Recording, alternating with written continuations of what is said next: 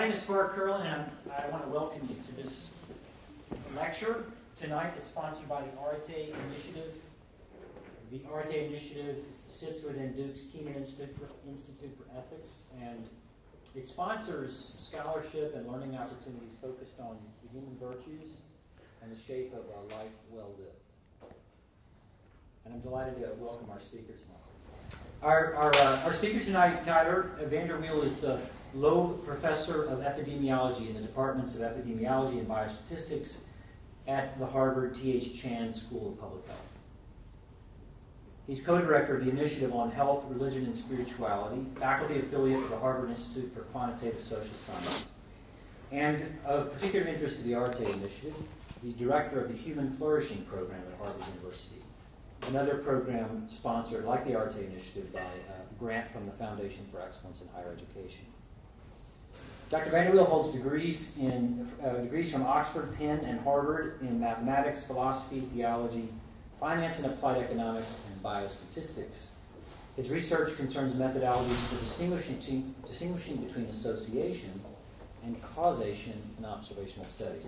You work in the area of observational empirical research, you know that's a endemic and enduring challenge. And he works on the use of statistical and counterfactual ideas to formalize and advance epidemiological theory and methods. Tyler's empirical research spans psychiatric, perinatal, and social epidemiology, the science of happiness and flourishing, and the study of religion and health. He's the recipient of the 2017 President's Award from the International Committee of Presidents of Statistical Societies. If you're in statistics, you'll know that's a big deal. And he's author of more than 250 peer-reviewed articles, as well as the book Explanation and Causal Inference, published by Oxford University Press. Tyler's talk tonight is titled, On the Promotion of Human Flourishing, Measuring Human Well-Being in the Social and Biomedical Sciences. And I should say that Tyler's talk will be immediately followed by a response from Duke's own Tom Nechbya. Dr. Nechbya is a professor of economics, director of the Social Science Research Institute for 238 more days, and professor in the, now he's counting, and professor in the Stanford School of Public Policy. Please join me in welcoming Tyler VanderWeele.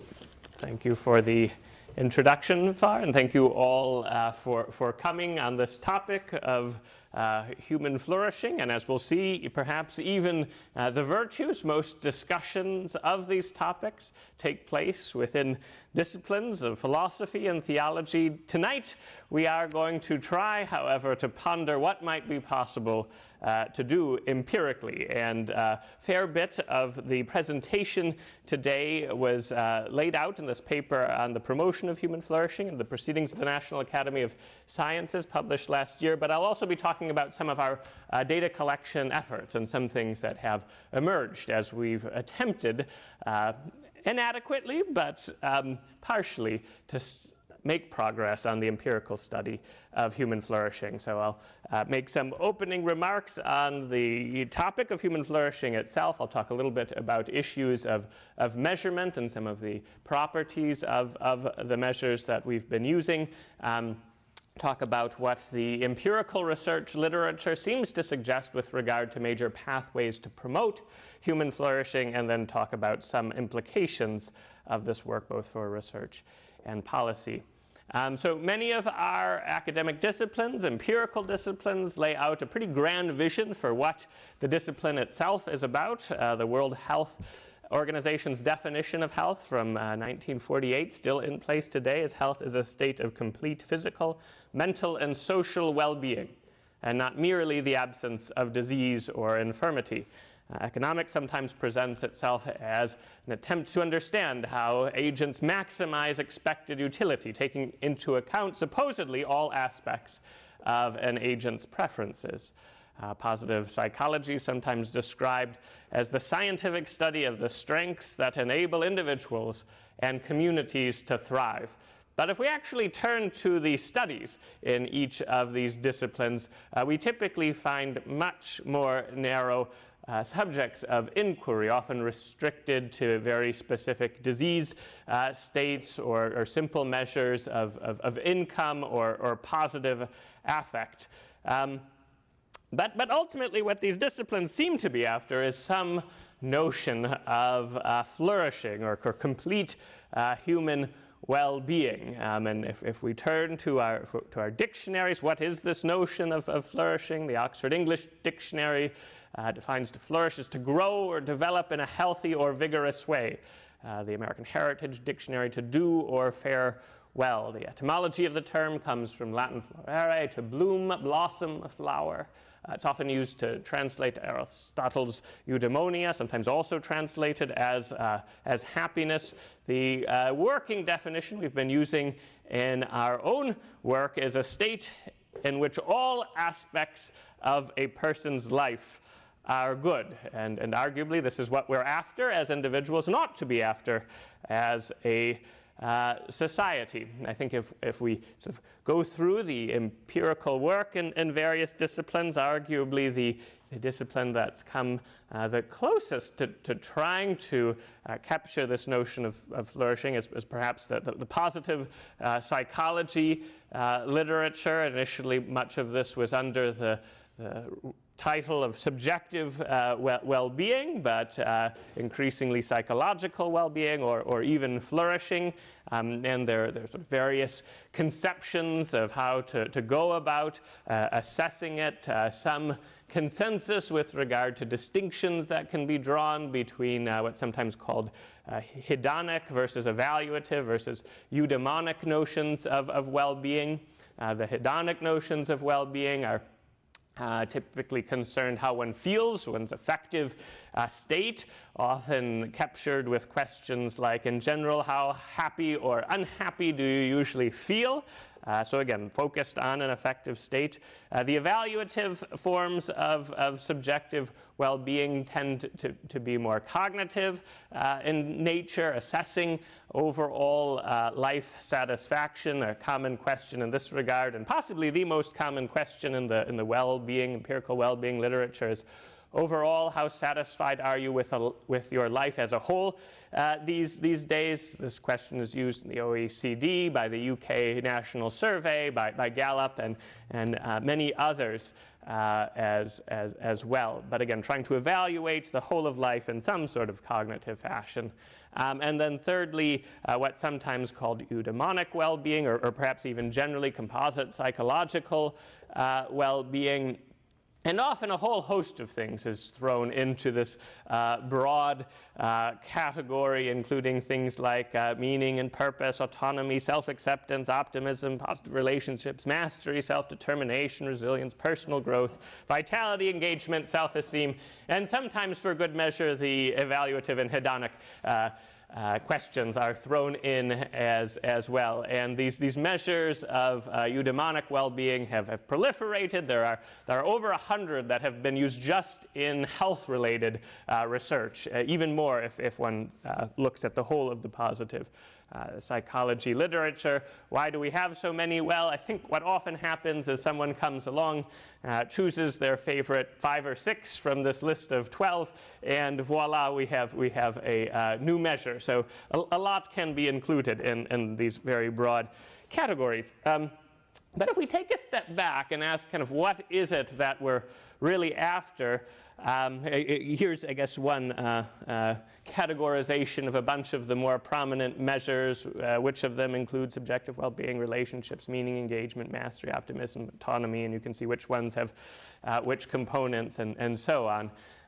But again, if we take a step back and ask what we're really after, it's quite striking that none of these measures of supposed well-being include physical health.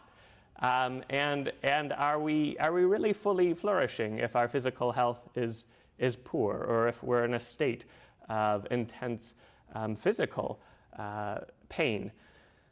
Often missing from these measures as well are questions on virtue or character. They're not universally absent, but the vast majority likewise neglect questions of character.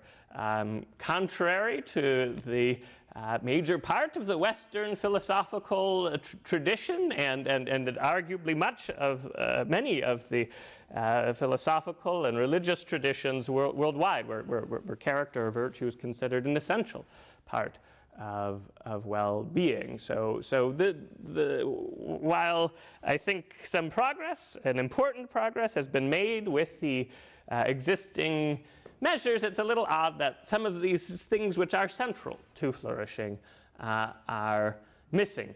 With regard to physical health, I think some of the reason that this has been absent has been that many of these measures have been proposed by psychologists, and they're focused principally on the mind. And so these might be reasonable measures of psychological well-being, but certainly not complete human well-being or flourishing, for example. I think also sometimes health is left out to try to justify the measures themselves. If we can show our measures of psychological well-being predict subsequent physical health, then surely our measure is relevant. But again, if we're taking not psychological well-being as our exposure to study, but as our ultimate outcome, flourishing as our ultimate outcome, then we would arguably want to include health as well.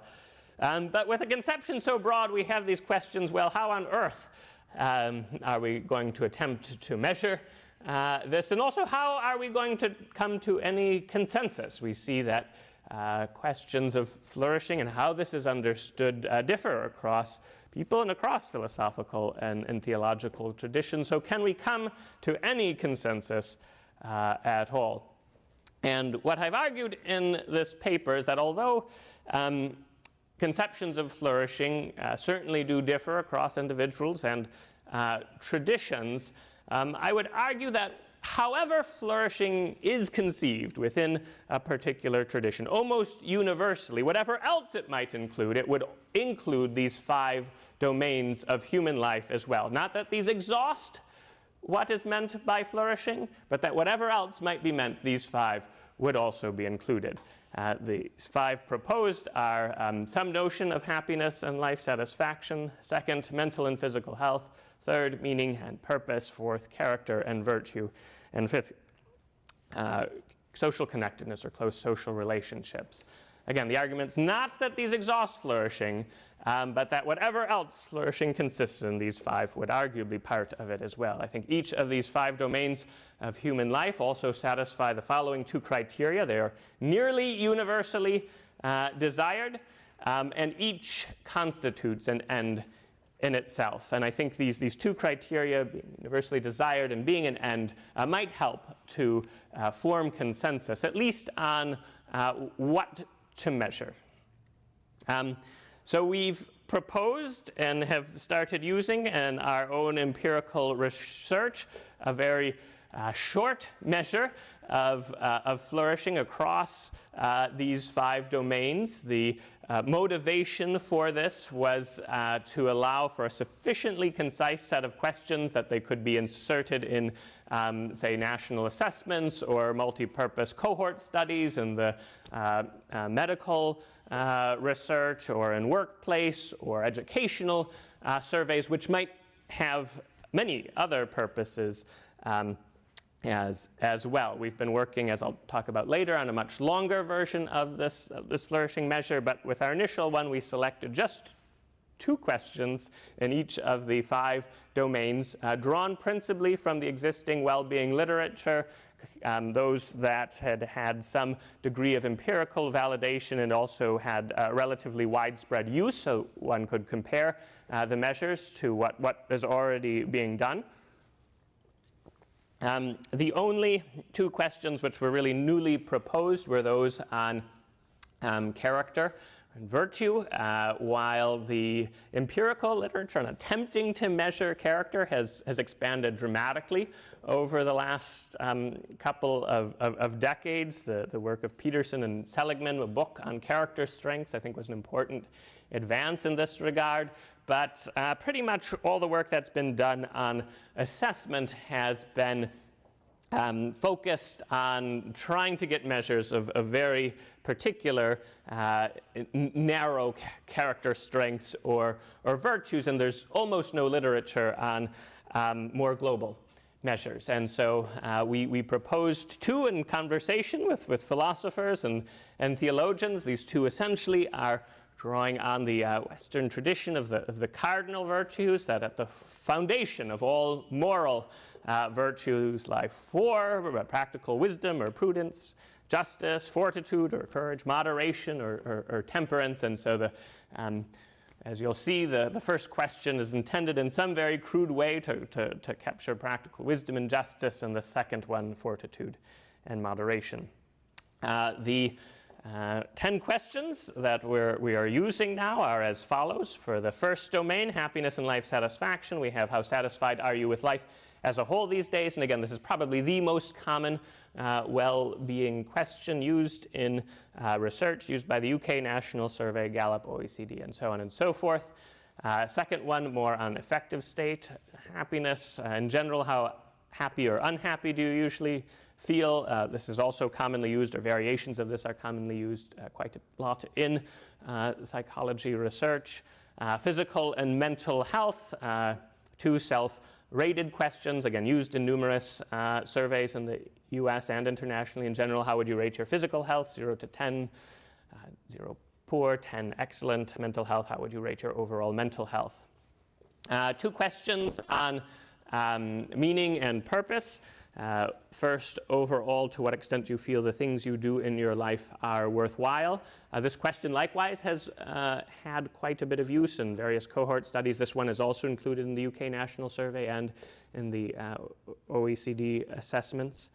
And then a second one, more cognitive. I understand my purpose in life. This question and the following 5 are rated on a scale of 0, completely disagree, to 10, completely agree. Two questions on character or virtue. The first intended in some very crude way to try to capture practical wisdom and justice. I always act to promote good in all circumstances, even in difficult and challenging situations. And the second intended to capture fortitude and temperance. I am always able to give up some happiness now for greater happiness later. And then two questions on social relationships. These were drawn from the survey that was carried out by the UK's Campaign to End Loneliness. They did a fairly comprehensive survey of various social connectedness and loneliness measures, and these were two of their more prominent single-item questions. I'm content with my friendships and relationships. My relationships are as satisfying as I would like them to be. So in the research, we've kind of kept the 5 domains in general separate. Each of the domains is just an average of the 2 questions in each domain, but for sort of crude analytic purposes, one could also sum the 10 questions together to get an index from 0 to 100. This really is nothing more than a sum or average of the scores, the more meaningful scores in each of the 5 domains. And so this is what we're using in our current research, and I'll talk a little bit about the properties of some of these measures. I think an interesting question comes up, well, sort of what about economics, financial resources? And while I think this index that we've been trying to use might be a reasonable measure of capturing certain aspects of flourishing at a particular point in time, I think for flourishing to be sustained over time, one would want to ensure that there were sufficient financial and material resources to sustain these various aspects of life. So we have also included in this work 2 additional questions on financial material stability, again drawn from the financial well-being literature. How often do you worry about being able to meet normal monthly living expenses? And how often do you worry about safety, food, or housing? If these questions are added in as well, then one has a score of 0 to 120. Arguably, including these additional questions is less satisfactory conceptually because the Financial questions and economic resources are a means, not an end, unlike the other 5 domains, but it is arguably more satisfactory in actual practice because I think it's more indicative of flourishing over an extended period of time, essentially serving as a proxy for how likely is it that these other domains, flourishing in these other domains, will be sustained. We've collected data on this set of questions in the United States, members of the Legacy Credit Union, employees at Kohler and Owens Corning, group of international flight attendants and factory workers in China, Cambodia, Sri Lanka, and Mexico. Since I'm here at Duke, I thought just as an illustrative example, I would present the data we have from North Carolina, from the members of the Legacy Credit Union.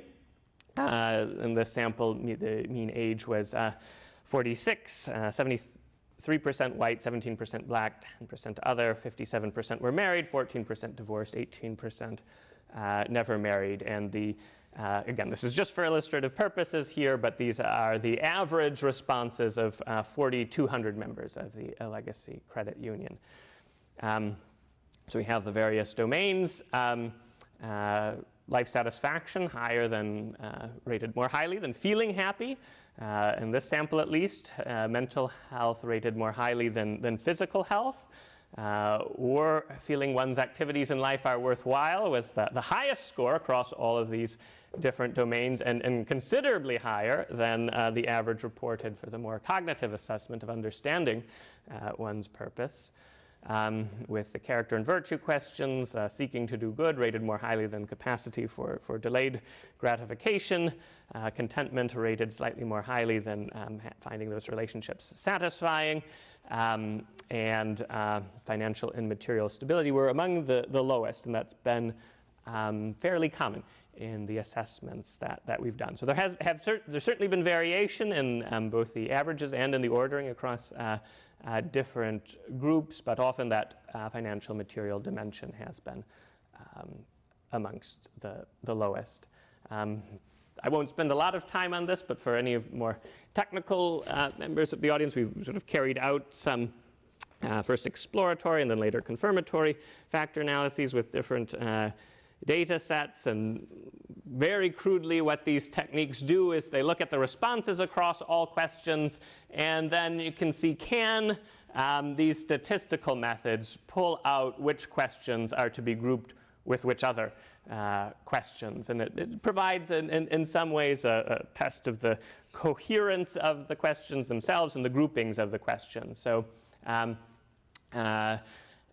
when one tries to kind of extract factors from the whole list of questions. And so when we allowed for 2 factors, the questions on character and relationships divided from those on happiness, purpose, and health.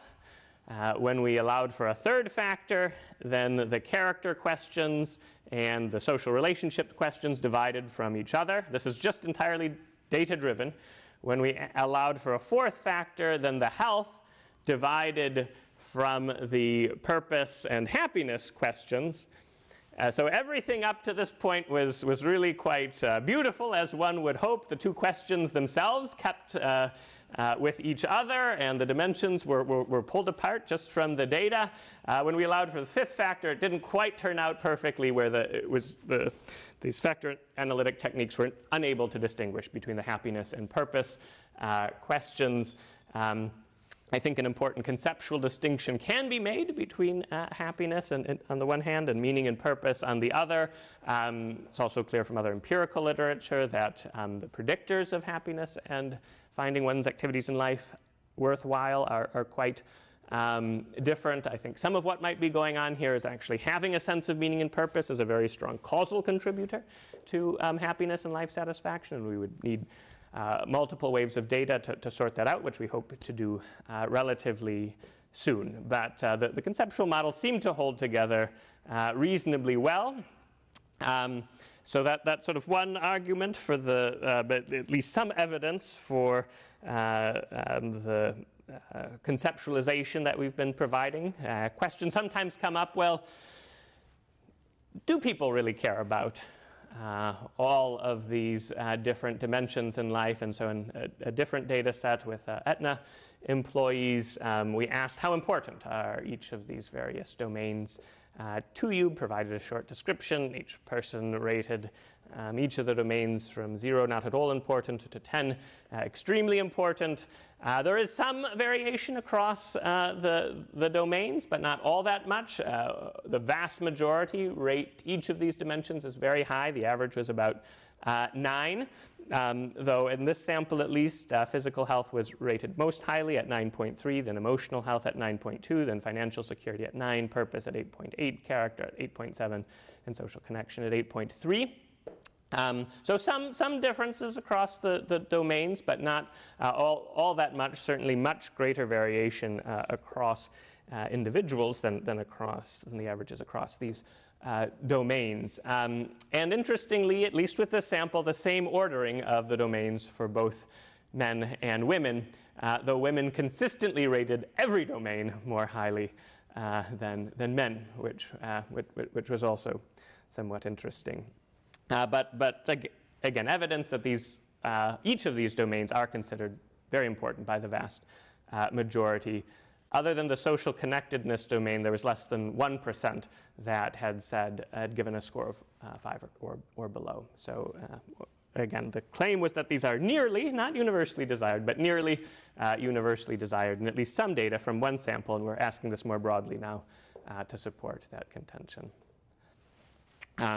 Well, sort of another potential argument for trying to expand our understanding of flourishing beyond just mental or physical health, or beyond mental physical health and happiness.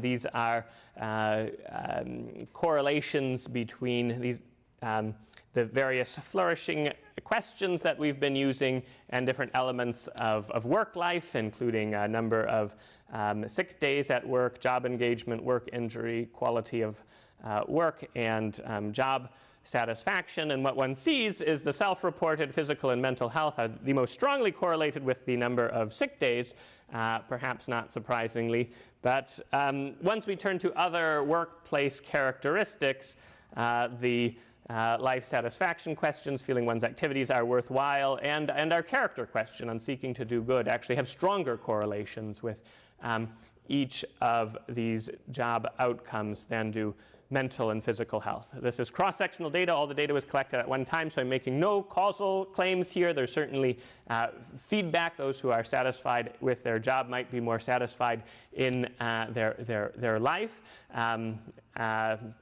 But these correlations at least suggest that there's something to be investigated here. Maybe it's that flourishing contributes to job engagement. Maybe it's that job engagement itself affects flourishing. We don't know from this sort of data, but there is certainly something to be investigated further here. So the psychometric properties of these measures are relatively good. The index is perhaps reasonable as just a sum of the scores from these factor analytic methods, and look like they have similar properties in the US, Cambodia, Sri Lanka, Mexico, and China when we've tried to do this cross-culturally, though we can come back to that. Perhaps some evidence that not quite as adequate in China. There's certainly limitations to doing this. We only are using 2 questions per domain, so these are very crude measures. Moreover, things like purpose or virtue are really quite difficult to assess. All of these are subject to self-report biases, which might be particularly problematic in trying to assess something like character, though there's also some empirical data that suggests that self-report measures of character and other report measures of character are more strongly correlated than one might guess. Possibly these self-report measures are particularly problematic for the outliers on either end of the distribution and work reasonably well on average. But I would argue that some measure is better than nothing at all. What we measure, I think, shapes what we discuss, what we study, what policy is directed at. And so I think these other aspects of flourishing are important to at least attempt to assess. There's been fair bit of discussion now about there being a loneliness epidemic, but we actually have very little good data on trends over time. The best data we have does seem to suggest an increase, at least for adults, maybe not for students, but it's come under very reasonable critique. And the fact that we don't know for sure is itself quite striking. So I think at least in some crude way we should try to begin to measure more adequately over time these other aspects of flourishing. And again, I think each of these domains are nearly universally desired and constitute their own end. So that's what we've been doing in our research on this topic to try to move towards causal inference and determining what determines or shapes these different aspects of flourishing. We really do need multiple waves of this data over time. So we've collected our second wave of data in Mexico, and over the course of the next year, we'll be having 2 waves of data in many of these other settings as well. So I'm not going to comment further on that data that we do have. What I instead going to focus in the second half of this talk is a literature review on the existing empirical research from more rigorous studies that have used multiple waves of data over time, looking at pathways to flourishing. What do we know? What do we not know? When we think within public health, at least, of the impact of a particular exposure or intervention, public health impact is often assessed as a function of 2 things. First, how prevalent or common is this exposure? And secondly, how large are its effects on the outcome that we care about. If something's both common and has large effects, then it's powerfully going to shape population health. So if we turn to something like physical health, then it's pretty well known, pretty well established that major determinants of physical health in this regard are exercise, nutrition, not smoking, getting adequate sleep, and so on. But we can ask the same questions of flourishing more broadly construed. What is it that it is both common and has large effects across the 5 flourishing domains: life satisfaction, physical and mental health, meaning and purpose, character and virtue, and close social relationships? And if we broaden our outcome from physical health to all 5 of these, I think the list looks rather different. These things like exercise and nutrition are important for shaping mental and physical health, but somewhat less so for character or for relationships. So what is it that drives these other things? And in this literature review, propose 4: family, work, education, and religious community. And I'll go through evidence for each of these, but argued in this paper that each of these is relatively common in the population and has large effects. At least there's some evidence that have large effects across the different domains of flourishing. The argument's not that these 4 are exhaustive, that other things are irrelevant. Certainly other aspects of life can be very important in shaping an individual's flourishing. For an artist, perhaps aesthetic experience and creation really shapes the various flourishing outcomes, but is arguably less common. Likewise, I think other forms of community, at least in the United States, beyond religious community, while they do have effects on many of these outcomes, are much, much less common, as documented, for example, in Robert Putnam's Bowling Alone book. So the argument, these 4, there's evidence that they're both common and have large effects across the domains. The argument's also not that these 4 are necessary. One can flourish even in the absence of one or more of these pathways. The argument's only that each of these pathways powerfully affects these different flourishing domains and is common, and that if policy efforts, therefore, contributed to strengthening these pathways, we'd see considerable improvement in societal flourishing as well. So in this literature review, restricted to longitudinal, experimental, and quasi-experimental designs where we're collecting data at more than one time point to try to get some evidence as to whether the associations that are observed are causal. Cross-sectional data, where all the data is collected at one point in time, were excluded because it's generally very difficult to use such data to assess causality. As an example, marriage and happiness are relatively strongly positively correlated, but one might wonder whether that's because marriage makes people happy, or is it that happy people are more likely to get married?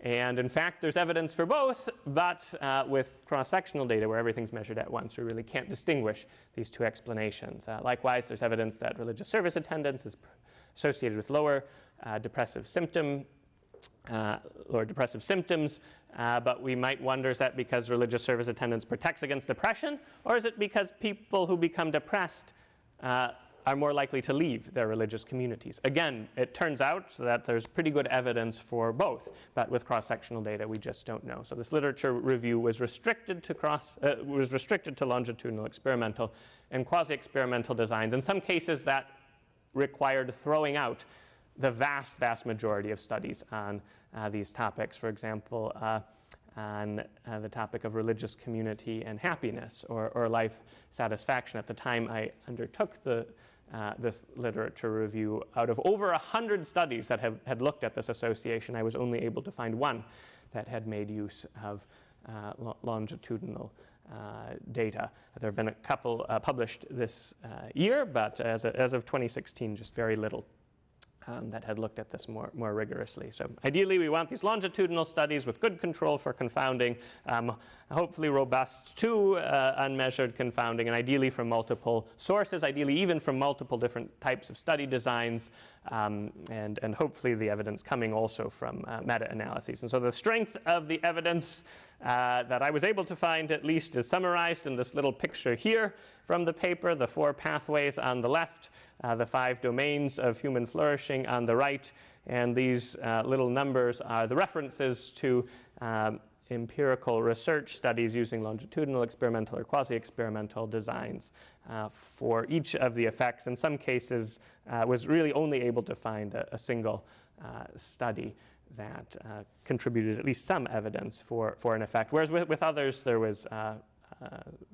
really very substantial evidence. So there's still more work to be done, but this was kind of the big picture summary. I will very briefly walk through each of these 4 to summarize where the evidence is and where more work is perhaps needed. With regard to family, vast majority grow up in some sort of family context. About 80% of Americans, 25 and older, at some point are married during the course of their life.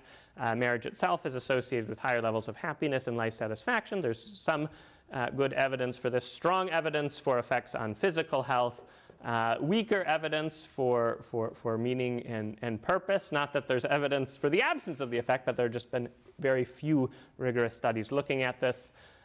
With character and virtue, in almost all cases, we don't have longitudinal studies. At best, what we can do is look at very poor proxies, often related to participation in criminal activity, so setting the bar relatively low, but good evidence that marriage leads to reduction in crime, at risk, certainly lower levels of loneliness on average, greater social support, and better financial outcomes, controlling even for baseline financial state. Divorce is likewise associated with worse outcomes on all these dimensions, and the outcomes of children across these dimensions are worse under divorce.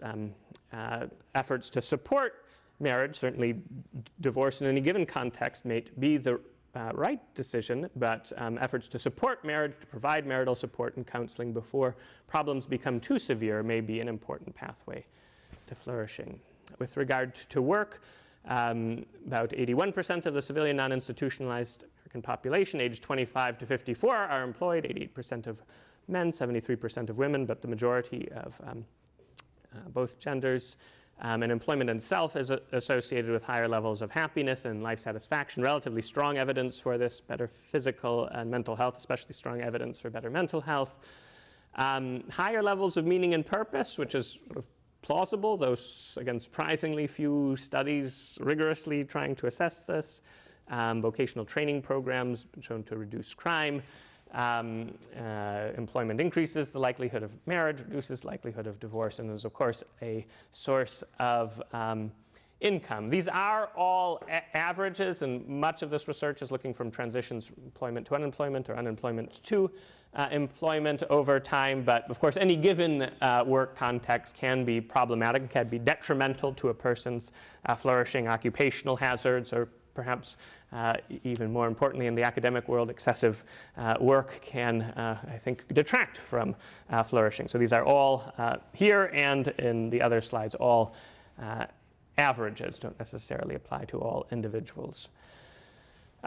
Educational attainment, obviously some form of education is nearly universal, but levels vary dramatically. But the degree of educational attainment is associated over time with higher levels of happiness and life satisfaction, though this is one of the other areas where we really need those more rigorous longitudinal studies. There's a large literature on cross-sectional studies on this topic, which suggest almost no effect of education on happiness and life satisfaction, some even a negative effect. But because these are cross-sectional, what they're doing is they're controlling for all of the mechanisms, which are typically employment, income, and marriage. And so if you take into account the fact that these things are themselves affected by education and look at attaining education over time on subsequent levels of happiness and life satisfaction, not controlling for those intermediate mechanisms, you really do find fairly substantial effect. Effects of education on physical and mental health, but the effects look stronger in the US than in Europe, possibly because of a greater safety net in Europe with regard to health. Meaning and purpose, it's plausible, but again, very few rigorous studies on this. Education tends to lower crime, increases civic engagement. With regard to social relationships, higher levels of education to promote community involvement. Effects on marriage are more complicated, more likely to eventually marry, but the age of marriage is delayed, considerably less likely to divorce. And of course, there's substantial return on income to education. Religious community, religion itself, again, is very common, at least in the United States and really worldwide, other than perhaps pockets of Western Europe, still very common phenomena. 89% believe in God or a universal spirit in the United States. 78% consider religion a very important or fairly important part of life. 79% identify with a particular religious community. 36% report having attended a religious service within the last week, essentially attending at least weekly. And of the religion spirituality variables, it tends to be the communal forms, religious service attendance itself, that's strongly associated with these various health outcomes, much more so than private practice. So some evidence for an effect on happiness and life satisfaction, though again at the time of this review only one more rigorous longitudinal study, now as of today 3 that I'm aware of. A large body of literature showing effects on mental, physical health, pretty strong evidence for reductions in mortality, depression, about 30%, and pretty substantial reductions in suicide as well. Some evidence for meaning and purpose, so again, perhaps only 1 or 2 studies, fair number of studies showing greater levels of charitable giving, forgiveness, volunteering and civic engagement, and then those who attend religious services are more likely to marry, less likely to divorce, greater social support, and more likely to make new friends. So that's sort of a probably about 150 papers summarized in 4 slides. There's a lot more to dive into here. Some of these certainly could be subject to further critique, but I think there is, again, reasonably good evidence that each of these 4 pathways, work, family, education, and religious community, are very common and contribute substantially to flourishing. And consequently, I think policy efforts to support and enhance each of these domains would have substantial effects on flourishing. A lot more thought would need to go into each of these, but sort of my own reflections are with regard to marriage and family and encouraging and supporting marriage. The vast majority of Americans still want to marry, but marriage rates have been going down. What could be done to help with this? I think eliminating marriage penalties in the welfare system, where if you marry versus stay partnered but unmarried, your benefits decline, would be one important step. I think altering the norms on the costs of marriage could be quite important. Weddings now conceived of as an enormous expense, and consequently marriage is viewed not as the foundation of a subsequent successful life, but really the crowning achievement in some circles of having already made it. And I have wondered to what extent does the cost of marriage play into that. Marital counseling, I think, can be important. Until fairly recently, many forms of marital counseling were not particularly evidence-based. That's slowly been changing, and I think there have been some promising online marital counseling systems that have been developed, tested in randomized trials, and arguably advantageous because of the costs of marital counseling, and also sometimes the stigma associated with it, and these online programs eliminate both of those impediments. Also positive parenting practices. There's now increasingly rigorous research on parental love and warmth and potential interventions to try to encourage that. Family dinners and various forms of helpful discipline that have been shown to improve outcomes for children. With regard to work, I think welfare policy shouldn't disincentivize work. Those welfare programs may contribute income and provide health, but work itself also provides a sense of meaning and purpose, of satisfaction in life, a social context, and welfare programs that disincentivize work remove those potential benefits of work. There's been some pretty impressive research done on helping even disadvantaged and mentally ill populations to find employment, supportive employment interventions, dozens of which have now been tested in randomized trials. And then I think more research needs to be done on understanding what are positive work conditions. We spend so much of our lives at work. What sorts of workplace environments, what sorts of promote well-being, promote flourishing, where should we intervene? On education, I think ensuring access of all students to good teachers. There's been some very interesting work done on what would happen if we sort of removed the bottom, say, 10% of the teacher distribution, replaced them with just average teachers, and dramatic effects on student achievement and well-being subsequently. So some system to let go of poor teachers. My own view is we should disconnect education funding from real estate taxes. I think that poor education is one of the most profound contributors to continuing disparities, and I think something like that could go some way in helping with that. Perhaps something like differential pay, higher pay for teachers working in those neighborhoods, which are the most difficult, where they are the most likely to leave. So even reversing what tends to be the gradient with regard to the socioeconomic status of the community and the pay of the teachers.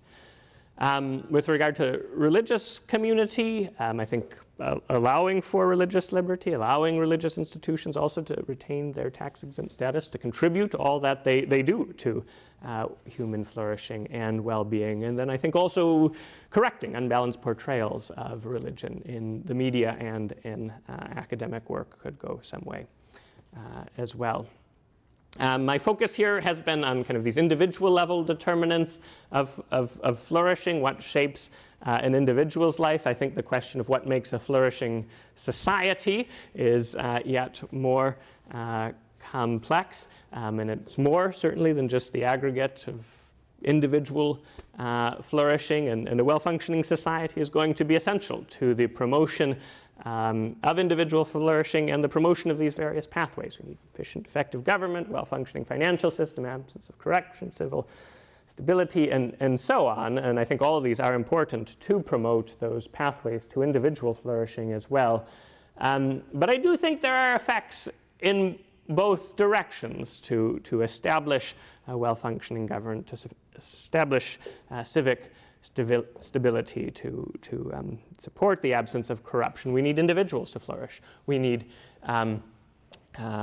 support for individual flourishing. I think individuals being healthy, having good relationships, being satisfied, understanding purpose, and being of good character themselves contribute to society being functioning well.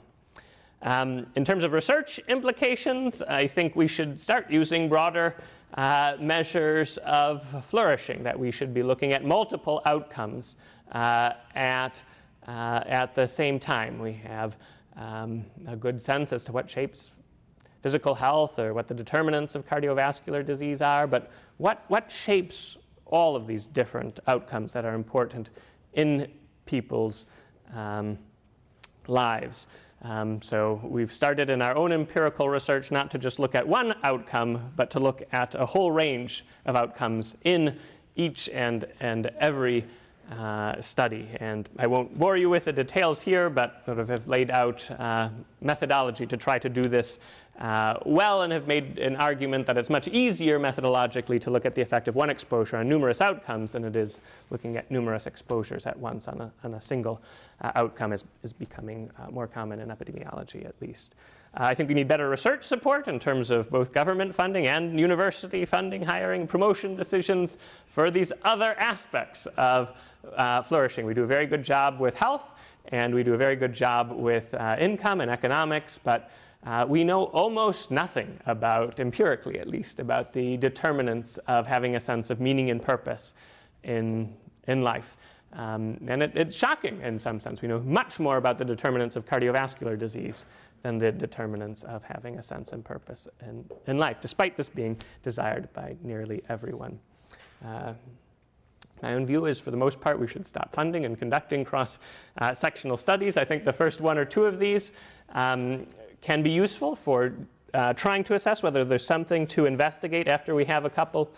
I'm not sure what subsequent ones generate with regard to our understanding of causality. These cross-sectional studies can still be helpful for descriptive purposes, but for the reasons I laid out earlier, contribute almost nothing to our understanding of determinants.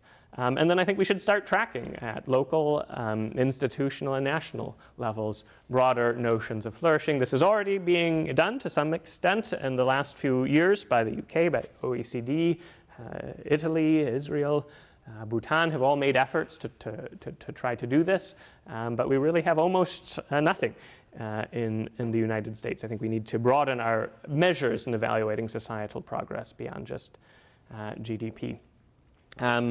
So we're trying to encourage use of these measures in the workplace and medical, educational, and government settings. Most of our work thus far has been in workplace settings, so we've been in conversation with the Vermont health system and also the psychiatry department at Johns Hopkins on potentially using these or related measures. We've been trying to host workshops to begin to develop consensus on what to measure. I've been developing longer versions of these flourishing measures, and have been trying to carry out more longitudinal research on these various pathways to flourishing. We recently entered a 5-year research agreement with Aetna. We're developing a well-being index for them, which they'll be tracking on all 50,000 of their employees once a year for 5 years, along with workplace characteristics, which will help us assess what sorts of workplace environments are conducive to these different dimensions of flourishing. So big picture conclusions, I really do think we should more often be assessing a broader range of outcomes in our empirical research, but also with government and the workplace, and even in personal reflection. These measures that we've proposed, I'm not pretending in any way are adequate, but I do think having something is better than nothing. And we are capturing, I think, aspects of life that are often neglected in these contexts and in empirical research. Again, I think more work should be done to identify pathways that enhance all of these different flourishing domains, and trying to develop interventions to support these. I do think a reallocation of human and financial resources is necessary to support some of this work. And I'm not arguing for complete abandonment of specialization, but I am arguing for a shifting of the balance. I think the fact that some of these domains of life are so important to people and so neglected, at least with regard to empirical study, indicates that something's not right. The balance does need to shift. And I think by contributing to individual flourishing, we will likewise help improve societal flourishing, though that is a yet more complex task. In any case, thank you all for listening, and happy to take questions perhaps after our discussant.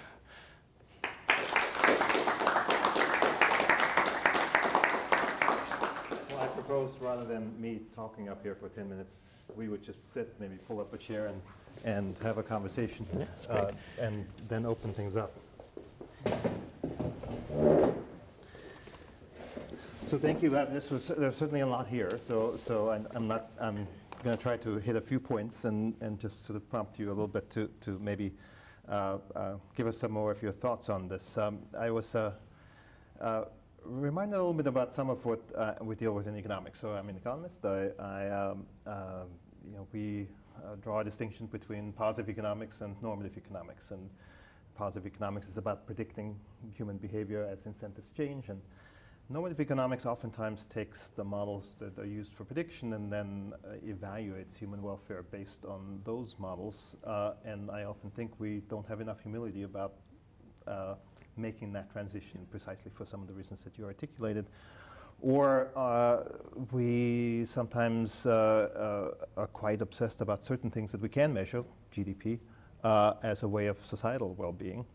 And while there's lots of understanding that GDP doesn't measure many things that are important for societal well-being, it tends to be used always, despite caveats that it doesn't do so. So my first question is sort of why is it that you think we fall into these silos? Is it that we're sort of operating in academic silos and therefore we just sort of get the hammer and everything starts looking like a nail? Or is it that there are certain things that are just inherently easier to measure, and once we have measures, then that sort of sets the agenda? Yeah. And no, I think those are all very good questions. I do think the silos contribute to the problem, but they've also led to tremendous success. I think specialization has led to a tremendous growth in knowledge, but I think what we've not done so well with the specialization is trying to bring it all back together and make sense of what we've learned across disciplines. I think the specialization has also led to a neglect of topics like, at least with regard to measurement and empirical study, like purpose and meaning and character and virtue, because within our academic structures, those are thought to be part of just philosophy and maybe theology, and there have been enormous contributions there, but because it's that part of the university, we don't bother measure. Why don't we bother measuring? Well, I think that relates to your second explanation, which is I do think some things are intrinsically easier to measure than others, and I think those tend to receive the focus of our measurement efforts, I think understandably so, but there are important aspects of human life which are difficult to measure. I think we need to acknowledge it and then try to do the best we can. I think there has been an increasing interest in the topic of well-being across disciplines, certainly much greater interest, I think, from economics than was the case 30, 40 years ago. We've, I'd say, been a little bit slower in public health, but it's happening as well. Harvard now has a Center for Happiness and Health as of 2 years ago. So I think interest is increasing, and I'm optimistic about more interdisciplinary work in this area. So you lay out these 5 domains. Yeah. Let me remind: happiness and life satisfaction, health, both physical and mental, meaning and purpose, character and virtue, and close social relationships. So it made me wonder. So the first one, life satisfaction. If we thought that human beings were deeply self-reflective and truly understood the totality of what produces satisfaction. Would we need the other ones?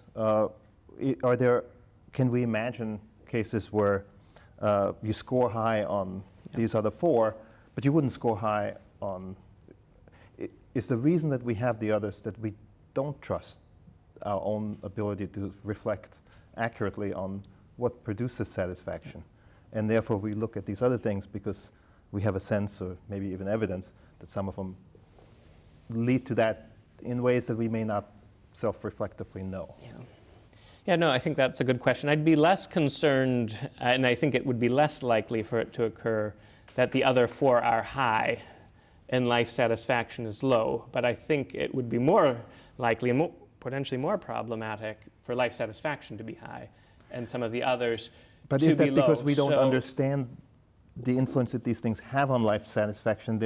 Which are but I think someone can be satisfied with life and not flourishing. So I think someone can be satisfied with life and be addicted to narcotics.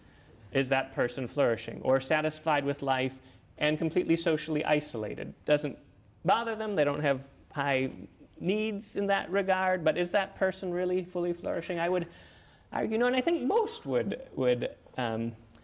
argue no. So I don't think life satisfaction is itself sufficient. If I could only choose one question of that whole list, I would choose the life satisfaction question still, but I don't think it is sufficient. So we've kind of pondered whether there might be a better single item question, like what about just asking, are all aspects of your life at present good? Might that be a better, more adequate single item question, because it would get beyond just, well, am I satisfied, with trying to actually evaluate these other domains of life. So I'm positive about the question, but I don't think it's quite sufficient. The person who's addicted to narcotics is clearly not being deeply reflective about the question. So if I ask that person, are you flourishing? And he says, yeah, sure, I'm flourishing. I'm feeling pretty good. We would generally say, well, that person is not deeply introspective about flourishing and what that means. My sense is that we simply don't have an understanding of what contributes to our own flourishing in a way that we can just answer that one question, which is why you go to these other questions. But it also leads me to the second question, which is your program rests on asking questions and asking people to be reflective. Yeah. And so if we think they're not terribly, if we think we need these other things to really get at the issue we're concerned about, what makes us think that they'll be reflective in the other questions that you're trying to use in this index? Yeah, no, it's a very good question, and I certainly would never pretend these questions are adequate either. I think the same sorts of self-report biases, social desirability biases, or just lack of adequate reflection are present in each of these. But as we expand the domains of life which we ask about, I think they can prompt reflection, and that's what we've gotten in our own qualitative feedback as well. I mean, a common response has been going through these questions has made me reflect on my life, and I've decided now to do something different. I've decided to start volunteering because I realize that this will help in these areas where by my own assessment I'm not doing so well. So it has been, I mean, the questions themselves have in some sense served as an intervention to try to promote well-being, but I do think they're imperfect, and someone who answered one of these questions 7 versus another person who responded 6, I wouldn't necessarily say the one who has 7 is doing better than the person who has 6. But all of that comes down to what are these measures being used for. And I think for personal reflection, for tracking over time when we have the same group of people who are following over time. I think even in sort of evaluating interventions in a randomized trial, say, but looking at these as outcomes, sure, the self-report biases are going to vary across individuals, but they'll be balanced by randomization across the two groups. So I think some of the problems that I agree are inherent in asking these questions by self-report are not problematic for certain uses, but I think a direct individual-to-individual comparison, or potentially even country-to-country comparison, one has to be careful. Do you see, so in some sense, much of this is mediated through the brain. And obviously what neuroscience at this point is not at the stage where we can take a picture of a human brain and say, well, this is a flourishing brain, a flourishing person, and here's someone that's not flourishing. Do you think we'll ever understand the brain enough? Can you foresee a future where that could be possible? Yeah. With some of these domains, yes. I mean, something like positive affect, it seems to me that science could get to the point where something like that might be feasible and a better measure. I mean, I think we already have much better measures, say, of positive affect, where people get a little ping on their iPhone 6 times a day for several weeks, and you report how happy you are, and then you integrate it over time, and I think that's going to be much better, subject to fewer of the sorts of biases we were talking about than our single item question. I think something like that with the brain could be feasible.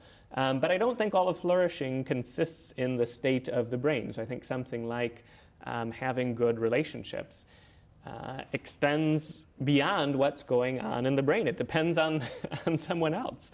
And so there, I don't think a brain scan is ever going to be adequate. So I think the promise it has does vary across these different domains of life, and I think we may make some progress in certain areas. I think it might contribute something to all 5, but I don't think it will be sufficient for all 5 ever.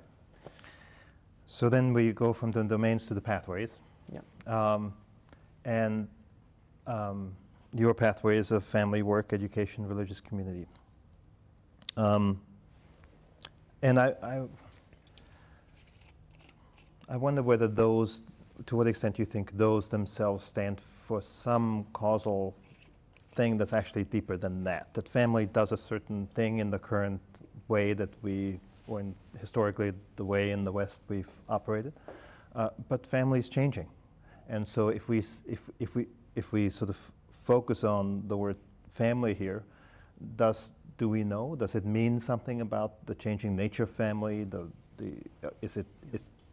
Will the changing institutions that we're seeing emerge have those same underlying causal factors? Same with community. As you mentioned, the evidence seems to suggest that the thing about religious community that really seems to be that this pathway is the community part, and yet one can conceive of, and there are all sorts of other communities that might emerge, particularly in a generation that may be less attached to particular religious denominations or communities. So how much do you think these are rooted in a particular time and place, and could in fact evolve in ways that do the same things? So how would we even know? Yeah, I mean, I think the only way to try to know is to continue to study, study these changes, look at the effects of different family structures, different types of religious community or other community. And I think over the last 20 years, we've made some progress on that. The effects of religious community on mortality, life expectancy, do seem to hold across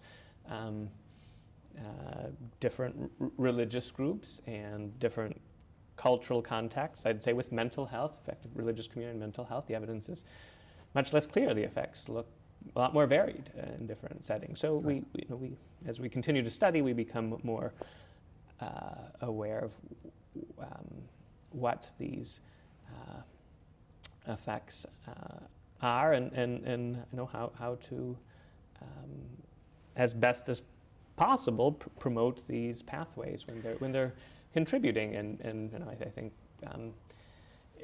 certainly it's very contentious today, but similar efforts can, and to a certain extent, have been made on changing family structures as well. And my view is that such research shouldn't be suppressed, but it should be done well, and it needs to be accompanied by moral and policy reflection. Just because we have kind of a positive association, even if we think it's causal, doesn't necessarily imply what the right thing to do is. But I think trying to understand how these changes are affecting these different flourishing outcomes is important. Given that the evidence is that the social connectedness is truly fundamental to flourishing, and community is the way we connect, I wonder why you made the choice, or is it simply that that the bulk of the research is in this direction of highlighting religious community as opposed to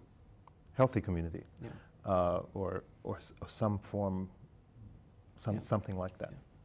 So again, the two criteria I was using were high prevalence, common practice, and on the one hand, and then large effects on the other.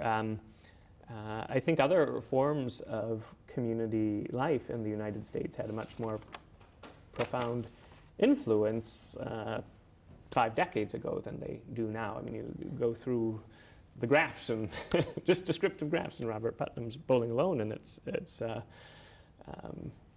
rather sad how almost all of these other forms have dropped to kind of single digits in terms of participation. Religious community has gone down too, but it's still hovering around 40%. Maybe not in academic centers, but nationally, participation is still very high. Moreover, the effects, I think the best evidence we have is the effects are larger with forms of religious community than other forms of community life. Other forms of community life certainly do have important effects on physical, mental health, and life satisfaction, but the magnitude of those effects tends to be smaller. And while I think the communal element is extremely important in the effect of religious community on flourishing, I think it's not just the community. I think it's the community coming together with a shared set of values, shared set of practices, shared purpose, understanding in life, a historic continuity. And I think it's when those two things, the sort of the religious content, come together with the social connectedness that you see these really large, profound effects. So both, I think the effect sizes are important enough with other forms of community life that would have otherwise included it, but the prevalence, again, is just extremely low.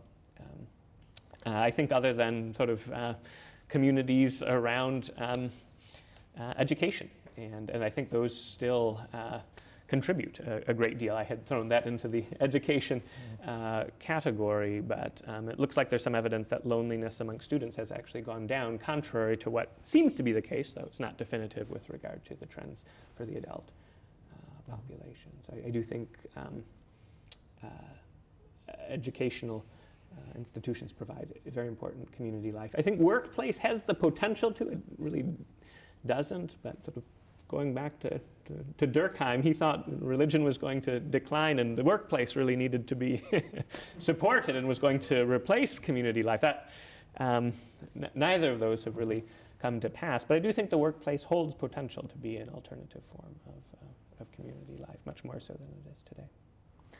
So let me conclude on a final set of points about perhaps in my role as director for the Social Science Research Institute and thinking about data and the role that data plays and how we discover what we know. You emphasize a particular mode of research, asking these questions and continuing presumably over time. And yet we're entering an era of a data explosion that everyone is talking about. Sources of data that we previously did not know how to tap. We now have the tools to tap. We've entered the buzzword, the area of big data, where traditional social science methods, econometrics and methods of causal inference and can perhaps reach data that we've never been able to reach before. My question is, what do you see the potential of that being? There's lots we can observe. We can observe crime, we can observe suicide, we can observe lots of chatter on Twitter about hostility towards other groups. We can, it's almost endless what we can observe and what we could in principle capture. Do you see the potential for that to create an important input to the research program? I think it has the potential. I think the big data explosion has the potential, but I think we need to be careful. I think because of the explosion of data, there's temptation just to say, well, the data set's huge. Let's just do what we can with it.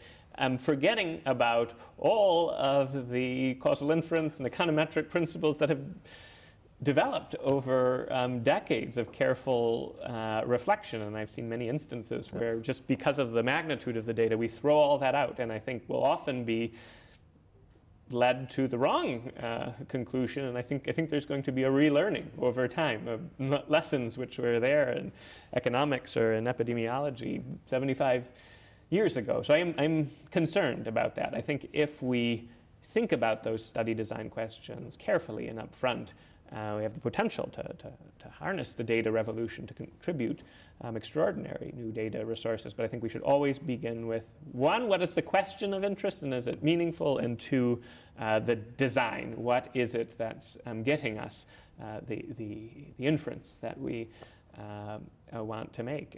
And I've seen examples where this really has gone wrong, where questions, real-time questions about happiness, how happy are you when you're doing this activity or that, come up, and you ask that for students with homework, and they're not very happy doing the homework. And yet, over time, it's those students who do the homework that end up much happier throughout life. So it's relying on the wrong type of data and the wrong time scale gets you completely the wrong and many of the conclusion. methods are just incredible at finding patterns that can let cars drive themselves and things like that.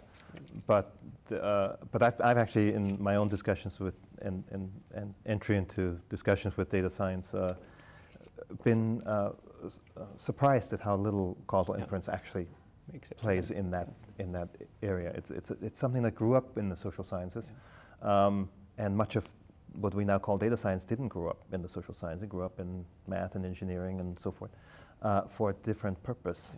And in some ways, it takes us back the full loop of there's a tool now that was developed for a particular purpose. And if we think we're unleashing it and finding these patterns and then inferring causation and so forth, we run into. On that note, I want to thank you all for joining us this evening, and please join me in thanking our speakers.